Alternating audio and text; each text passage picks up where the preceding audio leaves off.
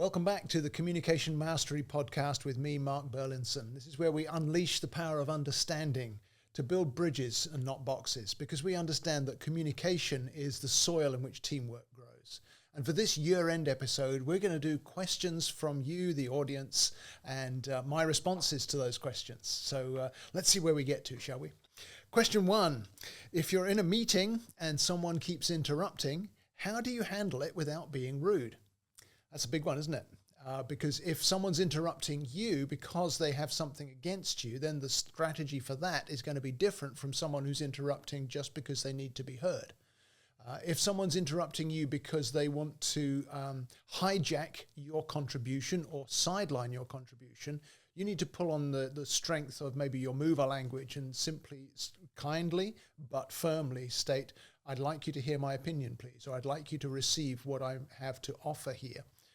But if they're interrupting out of their own need to be heard, then very often what you have to do is to actually draw in the rest of the meeting. And so you might say, well, thank you for your contribution. We've heard you, but now let's ask others what they think. Or let's get some contributions from around the table so that we get a full range of views. Again, in that case, you'll often need to make sure you persist with your own input. And resisting the urge to get frustrated is going to be the biggest challenge in that setting. But everyone has to breathe, so even if they're interrupting constantly, you can jump in when they take a breath and cut them off. And you could practice doing that ahead of time if you know you're going to have a meeting that's going to be full of interruptions like that. It's frustrating when that happens, but I've found in the past that you can very often train somebody out of that. If it's the same person every time and it's a team that's meeting regularly, you'll need to meet with that person outside of the meeting to say to them, listen, I really need everybody's opinions, or I'd like to involve all the different voices around the table.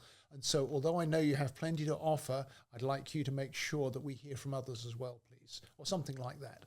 And if you're not the authority in the meeting, then if it doesn't work the first time around, you'll need to go to the person running the meeting and have them step in on your behalf to help that to happen. So I hope that's helpful. Question 2, when a friend shuts down during a tough conversation, how can you help them open up? I think here the life languages understandings will be very valuable because people shut down for all kinds of different reasons. Sometimes people shut down because it's touched an emotional nerve, whatever the conversation is about. And they've maybe withdrawn to their own thinking or recollection of some maybe painful event or an event in their past that's caused emotion to be strong for them. Maybe a very pleasurable event, but something that causes them to be distracted from the conversation. Maybe that's the cause of their shutting down. But given it's a tough conversation, it's more likely that you're pressing in on something that they don't want to face.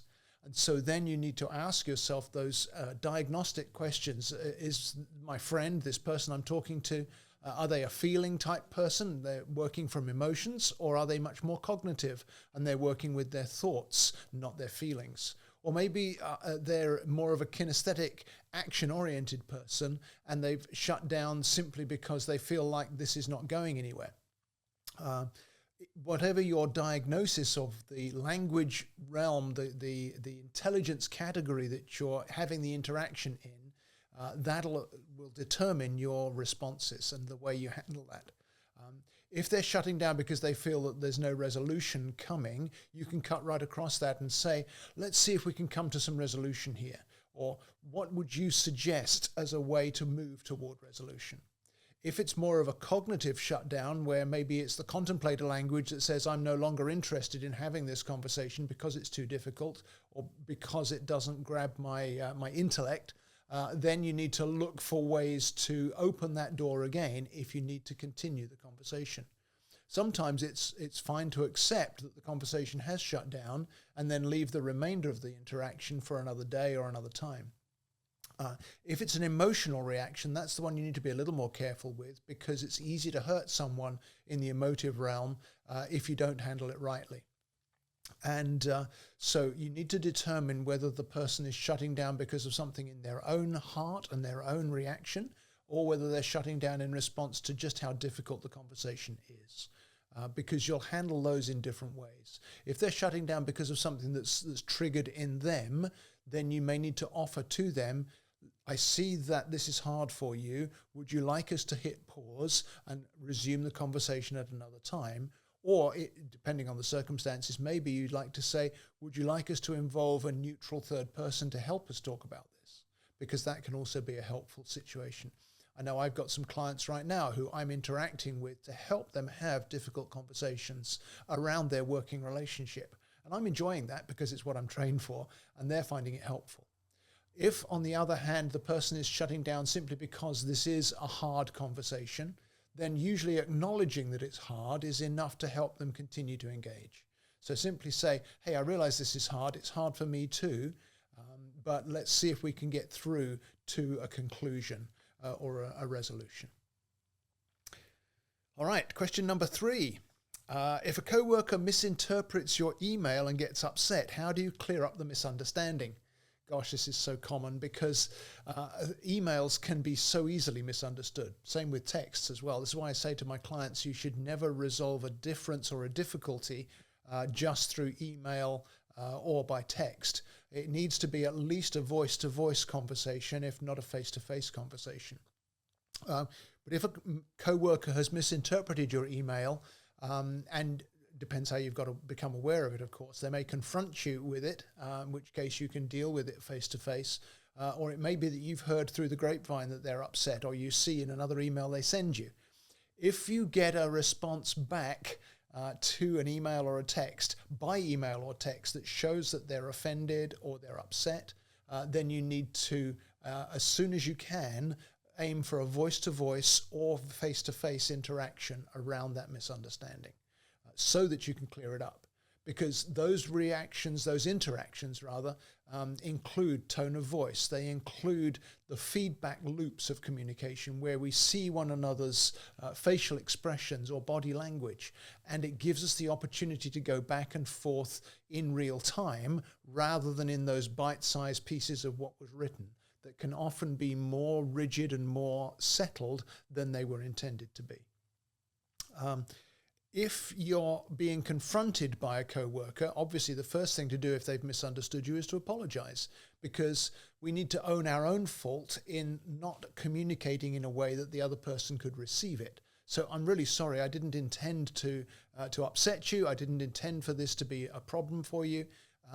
Maybe talk about it now, or would you like to schedule another time? Important not to put them on the spot and say, deal with it right now, in case they are wanting to process it more cognitively after receiving your apology. But those are the ways that you can begin to open the doorway to the best form of communication, which is always face-to-face with an understanding of different communication styles and with a third person, a neutral person, to help you if it's particularly emotive. All right, question 4. How would you ask for a raise without sounding demanding? Wow.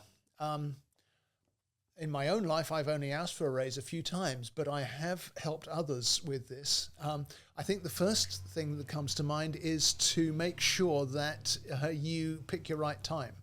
So if there's maybe a point in your work cycle, every job has its cycles, doesn't it?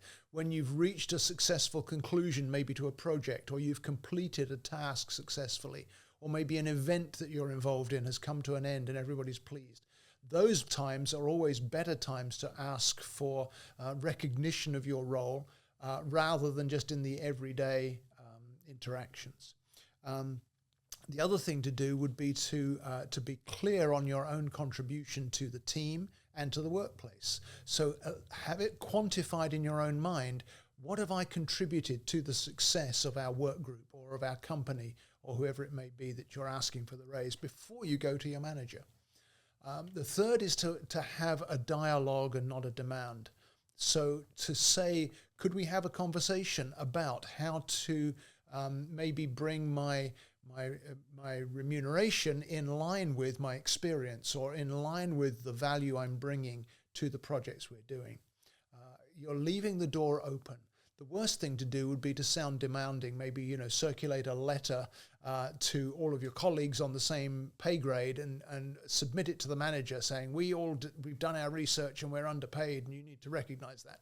That puts the manager on the spot and it makes it hard for them to respond fairly and equitably.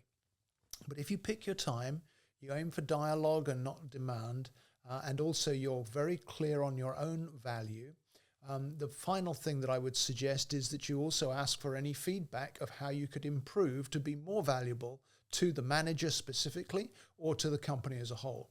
And that would then show that you're willing to grow, that you're willing to develop, that you're flexible, rather than simply demanding more money.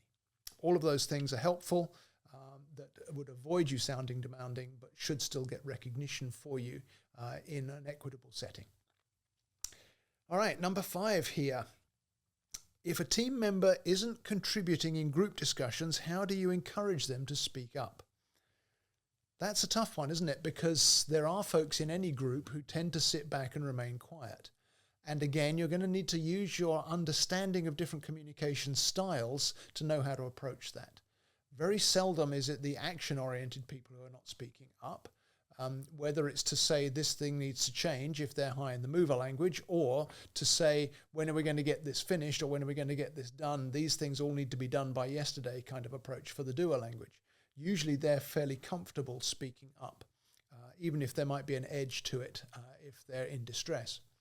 However, if it's a cognitive holding back, again, you're probably looking at cognitive languages in distress to some extent, where they either feel like there isn't a plan, that would be the shaper language, in which case making clear that there is a plan and some of the steps along the way will often draw in a shaper who's holding back because they feel like this isn't going anywhere directly.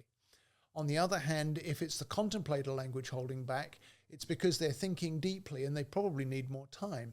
And so you can approach that with saying to them, hey, so-and-so, I'd really love to hear what you think in a moment or two when you've had time to think about it. Let's ask somebody else first, but I'd really like to hear from you as well before we finish today. Something like that gives them space to know that you want to draw them in, but you're not putting them on the spot. Putting someone on the spot like that is often the hardest way for them to contribute because they feel exposed or they feel pressured. The emotive languages tend to be able to contribute easily, unless, again, they feel that they're not being heard. And so for the responder language, that would be a question of making sure they know that you care about their opinion.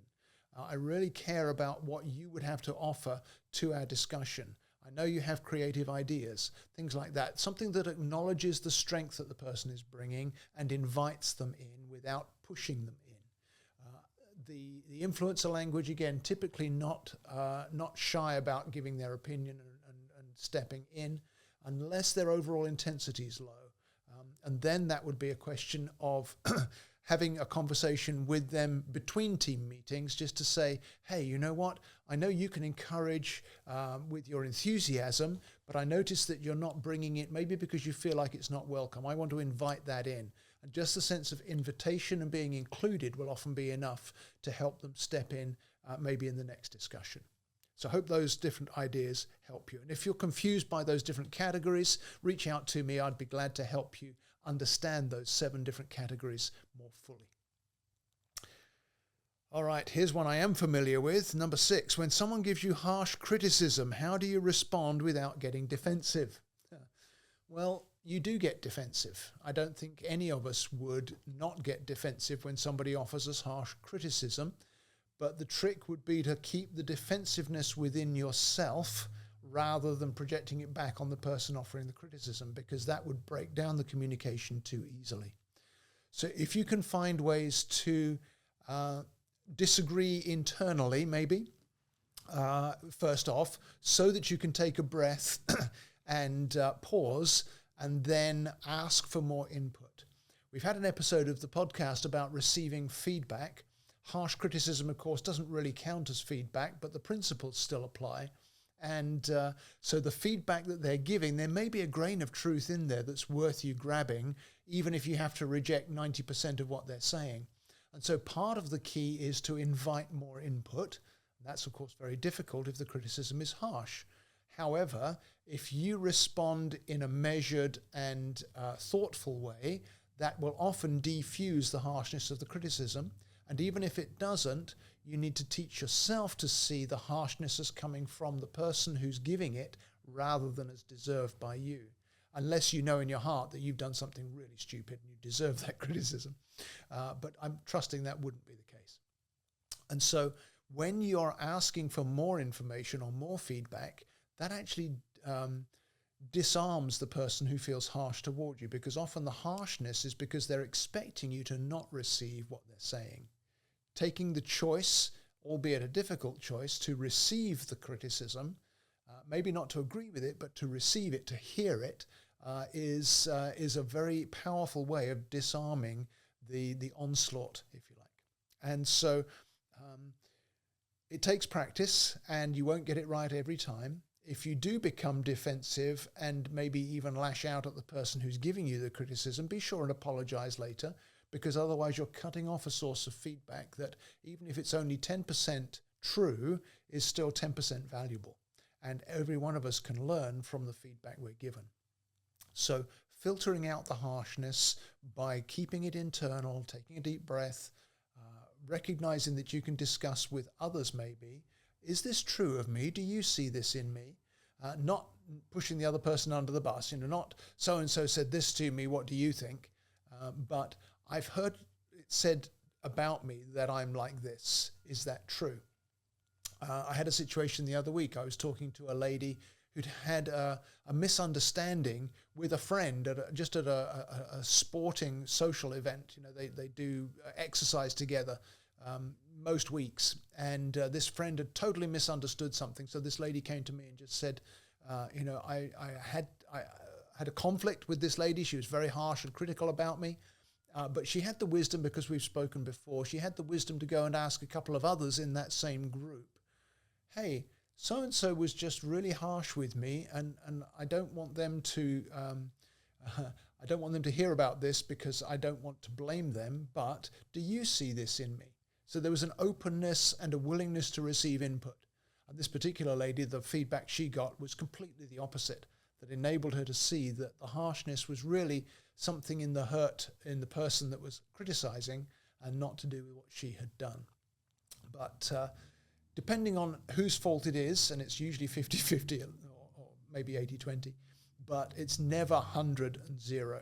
So if I can own my own fault, even if it's only a small percentage of what's being criticized, then that will often defuse the situation. Hope that helps. Okay, number 7. Got time for maybe 1 or 2 more here. If you're delivering bad news to someone, how can you soften the blow while staying honest?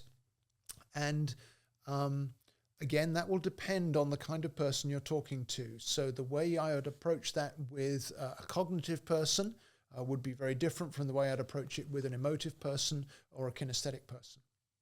Those 3 categories are really fairly distinct in the way they receive news and in the way that they receive communication.